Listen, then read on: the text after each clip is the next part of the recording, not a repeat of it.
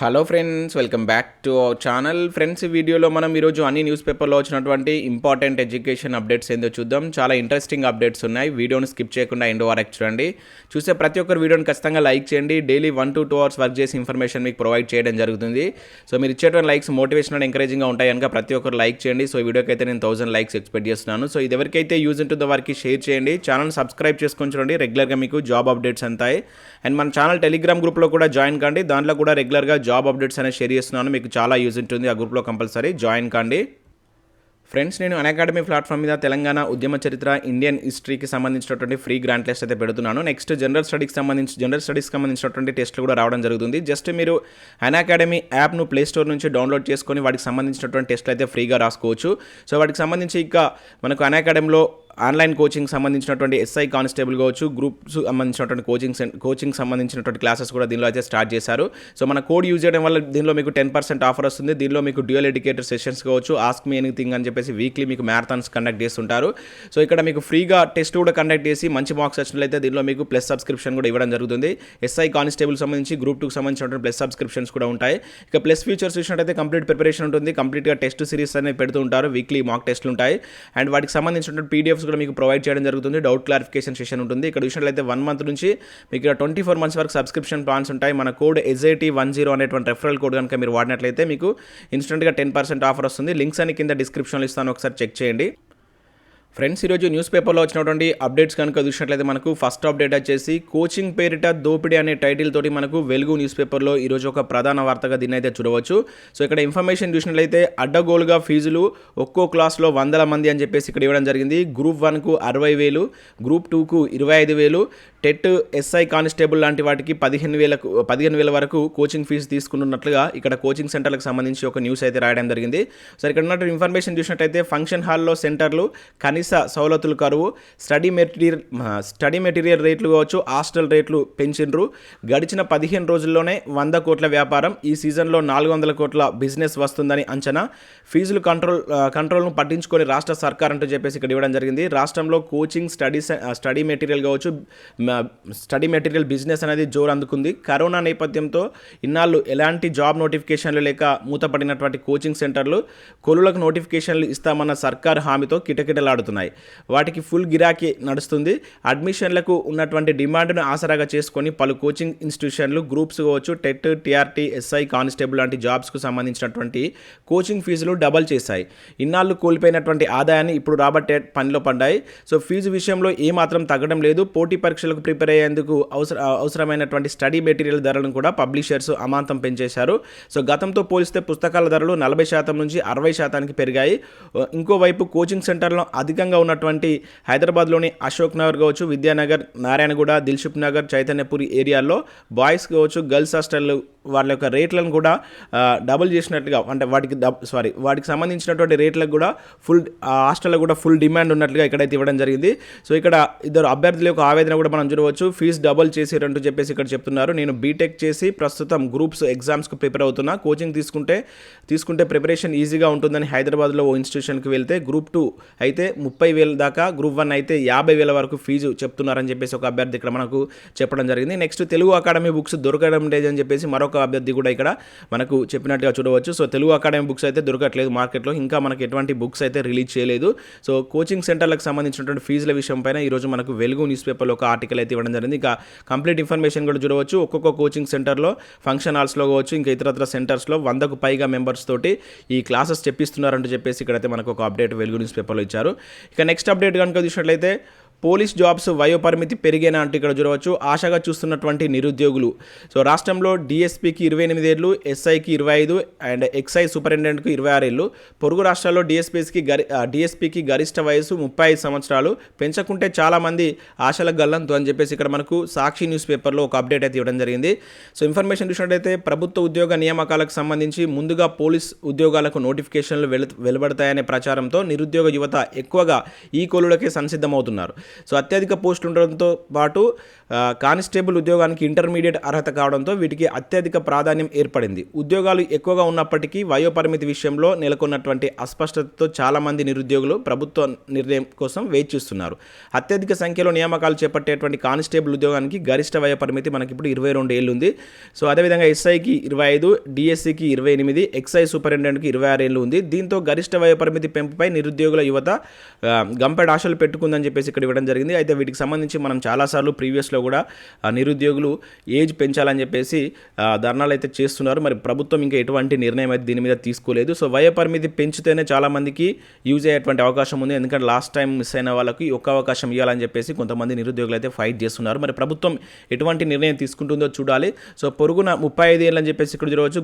Group 1 కేటగిరీలో uniform ఉద్యోగాలకు DSP, excise superintendent, RDO లాంటివి ఉన్నాయి. సో వీటిలో జనరల్ కేటగిరీలో డిఎస్సికి గరిష్ట వయోపరిమితి 28 ఏళ్ళు, ఎక్సైజ్ సూపరింటెండెంట్కి 26 ఏళ్ళు ఉంది. అయితే తమిళనాడు కావచ్చు, కర్ణాటక, మహారాష్ట్ర తదితర రాష్ట్రాల్లో ఈ ఉద్యోగానికి గరిష్ట వయోపరిమితి 35 ఏళ్ళు, అంటే 35 సంవత్సరాలు ఉందని చెప్పేసి చెప్తున్నారు. సో మనకు కూడా అదే విధంగా పెంచాలి. అదేవిధంగా ఎస్ఐ కానిస్టేబుల్ కూడా వయోపరిమితి పెంచాలని చెప్పేసి నిరుద్యోగులు అయితే డిమాండ్ చేస్తున్నారు. మరి ప్రభుత్వం ఎటువంటి నిర్ణయం తీసుకుంటుందో చూడాలి. సో నెక్స్ట్ ఫ్రెండ్స్, మన ఛానల్ ద్వారా కరెంట్ అఫైర్స్ పీడిఎఫ్ అయితే అందించడం జరుగుతుంది. సో మన యాప్లో లాస్ట్ 2 months జనవరి, ఫిబ్రవరి సంబంధించినటువంటి కరెంట్ అఫైర్ పీడిఎఫ్ కావచ్చు, అదేవిధంగా 2021 సంబంధించినటువంటి పూర్తి కరెంట్ అఫైర్ పీడిఎఫ్ అయితే అప్లోడ్ చేశాము. సో ఇంట్రెస్టెడ్ క్యాండిడేట్స్ ఎవరైనా ఉంటే ఎస్ఐ ట్యూటోరియల్స్ అనేటువంటి యాప్ను మీరు ప్లే స్టోర్ నుంచి డౌన్లోడ్ చేసుకోండి. లింక్ కింద డిస్క్రిప్షన్లో ఇస్తాను. ముందు దానిలో కొన్ని టెస్ట్ సిరీసెస్ కూడా మేము తీసుకొచ్చేటువంటి ప్రయత్నంలో ఉన్నాము. వితిన్ 15 days to 1 monthలో ఆ టెస్ట్ సిరీస్ కూడా వస్తాయి. సో ప్రతి ఒక్కరు మన ఛానల్ యాప్ను డౌన్లోడ్ చేసుకొని, సో ఇంట్రెస్టెడ్ క్యాండిడేట్స్ ఎవరైనా ఉంటే జనవరి, ఫిబ్రవరికి సంబంధించినటువంటి కరెంట్ అఫైర్స్ డౌన్లోడ్ చేసుకొని ప్రతి మంత్కు 20 రూపీస్ చొప్పున అయితే అక్కడ మేము పెట్టడం జరిగింది. సో నెక్స్ట్ మార్చికి సంబంధించినటువంటి కరెంట్ అఫైర్స్ కూడా ఈ వీక్లో అయితే రావడం జరుగుతుంది. ఇక నెక్స్ట్ అప్డేట్ కనుక చూసినట్లయితే మనకు టీఎస్పీఎస్సీకి సంబంధించి ఒక ఇంపార్టెంట్ అప్డేట్ ఇక్కడ చూడవచ్చు. టీఎస్పీఎస్సీ వెబ్సైట్లో గ్రీవెన్స్ ఆప్షన్ అని చెప్పేసి ఇక్కడ ఒక అప్డేట్ అయితే ఇచ్చారు. సో సమస్య ఏదైనా ఇక ఫిర్యాదు సులువు, ఓటీఆర్ పైన ఫిర్యాదు స్వీకరణ, వెల్లడించినటువంటి టీఎస్పీఎస్సీ వర్గాలంటూ ఇక్కడ ఒక అప్డేట్ ఆంధ్రజ్యోతిలో ఇవ్వడం జరిగింది. సో ఏదైనా సమస్యపై అభ్యర్థులు ఫిర్యాదు చేయాలనుకుంటే గతంలో టీఎస్పీఎస్సీ కార్యాలయానికి వెళ్లాల్సిందే. అయితే రాతపూర్వకంగా ఫిర్యాదు చేస్తేనే సమస్య పరిష్కారం అయ్యేది. సో దరఖాస్తుల సమయంలో సాంకేతిక సమస్యలు తలెత్తి హెల్ప్ లైన్ నెంబర్లను సంప్రదించవలసి ఉండేది. అయితే సమస్య పరిష్కారం కోసం ఇప్పుడు కొంతమంది అభ్యర్థులు ఎదురు చూసేవారు. ఈ నేపథ్యంలో అన్ని రకాల సమస్యలపై సులువుగా ఫిర్యాదు చేసేందుకు తమ అధికారిక వెబ్సైట్ అయినటువంటి టీఎస్పీఎస్సీ ఒక అవకాశం అయితే కల్పిస్తుంది. రైజ్ ఏ గ్రీవెన్స్ అనే పేరుతో ఒక ఆప్షన్ అయితే అందుబాటులోకి తీసుకొచ్చింది. ఈ సదుపాయం ద్వారా అభ్యర్థులు ఏ సమస్యనైనా టీఎస్పీఎస్సీ దృష్టికి తీసుకెళ్లవచ్చు. అంతేకాకుండా ఫిర్యాదుకు సంబంధించినటువంటి వివరాలను డాక్యుమెంట్ రూపంలో కూడా అప్లోడ్ చేయవచ్చు. టీఎస్పీఎస్సీ ద్వారా త్వరలో ఉద్యోగ ప్రకటనలు జారీ కాబోతున్నాయి. లక్షలాది మంది దరఖాస్తులు చేసుకునే అవకాశం ఉంది. సమస్యపైన ఆన్లైన్ ద్వారా ఫిర్యాదు చేసే సదుపాయం ఆదివారం నుంచి అందుబాటులోకి వచ్చింది. సో 1 time రిజిస్ట్రేషన్, దాని ఎడిట్, మొబైల్ నెంబర్ మార్పులైన సమస్యలు కూడా ఫిర్యాదు చేయవచ్చు. సో ఈ ఫిర్యాదులను త్వరగా పరిష్కరించేందుకు ప్రత్యేక విభాగాన్ని ఏర్పాటు చేసామంటూ టీఎస్పీఎస్సీ వర్గాలు ఇక్కడైతే మనకు తెలపడం జరిగింది. సో ఒక కొత్త ఆప్షన్ అయితే తీసుకొచ్చారు. ఫిర్యాదులు ఏ విధంగా ఏదైనా డౌట్స్ కానీ ఇంకా ఏదైనా మీరు నోటిఫికేషన్గా అప్లోడ్ చేసేటప్పుడు ఇటువంటి ఏమైనా ప్రాబ్లమ్స్ దొరికినప్పుడు సో దానికి సంబంధించి మీరు డైరెక్ట్గా ఇక్కడ వీళ్ళు ఇచ్చినటువంటి ఆప్షన్ ద్వారా వెళ్ళి దానికి ఫిర్యాదు చేయవచ్చు. వాటికి సంబంధించినటువంటి సమస్యకు సంబంధించిన పరిష్కారాన్ని కూడా త్వరగానే ఆ విభాగం ఇస్తుందని చెప్పేసి అయితే వీళ్ళైతే చెప్తున్నారు. సో ఒకసారి అయితే చెక్ చేయండి. టీఎస్పీఎస్సీ వెబ్సైట్లో ఎవరికైనా ప్రాబ్లమ్స్ ఉన్నా కూడా ఇప్పుడు ఓటీఆర్ రిజిస్ట్రేషన్ సంబంధించి కూడా ఉన్నాయి కదా, ఒకసారి అయితే ఈ ఆప్షన్ ద్వారా వెళ్ళి ట్రై చేయండి. అండ్ నెక్స్ట్ మరొక ఇంపార్టెంట్ అప్డేట్ కనుక చూసినట్లయితే మనకు సిలబస్లో అప్డేట్స్ తప్ప మార్పు ఉండకపోవచ్చు అంటూ ఇక్కడ మనకు గంటా చక్రపాణి అయితే నిన్న ఆంధ్రజ్యోతితో జరిగినటువంటి ఇంటర్వ్యూలో కొన్ని కీలక అంశాలను అయితే మాట్లాడడం జరిగింది. రానున్న 2 ఏళ్ళు నిరుద్యోగులకు పెద్ద పండుగ వాతావరణం అంటున్నారు. తెలంగాణ పబ్లిక్ సర్వీస్ కమిషన్ పూర్వపు చైర్మన్ అయినటువంటి గంటా చక్రపాణి. సో రాష్ట్ర అవతరణ తర్వాత నిపుణుల కమిటీతో రూపొందించినటువంటి సిలబస్ కమిటీ ఇది. సో జనరల్ స్టడీస్ తదితర అంశాల్లో అదనంగా కొన్ని చేర్పులు తప్ప పెద్దగా మార్పులు ఉండకపోవచ్చు అంటున్నారు. సో రాబోయేటువంటి నోటిఫికేషన్ల సందర్భంగా పోటీ పరీక్షలకు సంసిద్ధమయ్యేటువంటి అభ్యర్థులకు కొన్ని విలువైనటువంటి సలహాలు ఇచ్చారు. అలాగే కోచింగ్ సెంటర్ల ఎంపిక కావచ్చు, మెటీరియల్ కావచ్చు, నాణ్యమైనటువంటి ప్రమాణాల విషయం, నాణ్యతమైనటువంటి మెటీరియల్ విషయంలో కూడా కొన్ని పలు సూచనలు అయితే ఇక్కడ చేసినట్లుగా మన యొక్క అప్డేట్స్ అయితే చూడవచ్చు.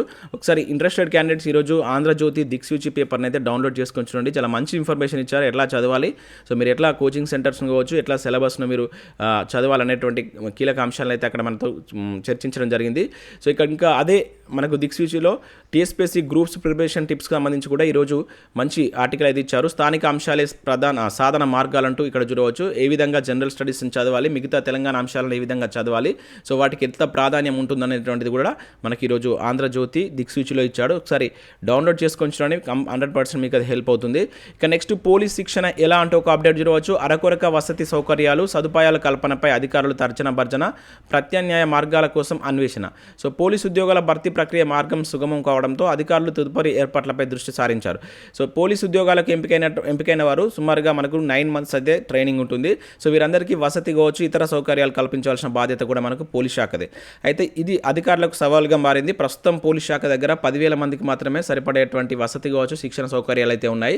ప్రస్తుతం 16,000 మందికి పైగా నియమించబడినటువంటి తరుణంలో సో వారికి ఈ అధికారులు ఏ విధంగా ఈ వసతి కల్పించాలనే పైన తర్జన భర్జన పడుతున్నట్లుగా ఇక్కడ ఒక అప్డేట్ అయితే ఇవ్వడం జరిగింది. ఇది పోలీస్ శాఖ అంటే ఇప్పుడు రాబోయే నోటిఫికేషన్ సంబంధించి నెక్స్ట్ ట్రైనింగ్ ఉంటుంది కదా, దానికి సంబంధించి ఈ అకాడమీ సెంటర్స్ను ముందే ప్రభుత్వం దానికి సంబంధించినటువంటి ఏర్పాటు ఎట్లా చేయాలని చెప్పేసి చూస్తున్నట్టు ఇక్కడ ఒక అప్డేట్ అయితే ఇచ్చారు. ఇక నెక్స్ట్ వివిధ నోటిఫికేషన్స్ ఇక్కడ చూడవచ్చు మనకు నోటీస్ బోర్డులో, ఈనాడు నోటీస్ బోర్డులో. సో వీటన్నిటి గురించి నేను ప్రీవియస్లో ఎక్స్ప్లెయిన్ చేశాను. సో ఇక్కడ 302 పోస్టులతోటి మనకు బోర్డ్ ఆఫ్ రోడ్స్ ఆర్గనైజేషన్ నుంచి ఒక నోటిఫికేషన్ అయితే రిలీజ్ అయింది. సో ఇంట్రెస్టెడ్ క్యాండిడేట్స్ ఎవరైనా ఉంటే వీటికి అప్లై చేసుకుంటే దీనిలో మనకు multi skilled worker 147, multi skilled worker nursing assistant 155 పోస్టులు అయితే ఉన్నాయి. సో ఇంట్రెస్టెడ్ క్యాండిడేట్స్ ఇక్కడ వెబ్సైట్ లింక్ ఉంది, అక్కడికి వెళ్ళి ఒకసారి చూసి అప్లై చేసుకోండి. యూపీఎస్సీలో 11 పోస్టులు అంటూ మరొక అప్డేట్ ఇక్కడ చూడవచ్చు.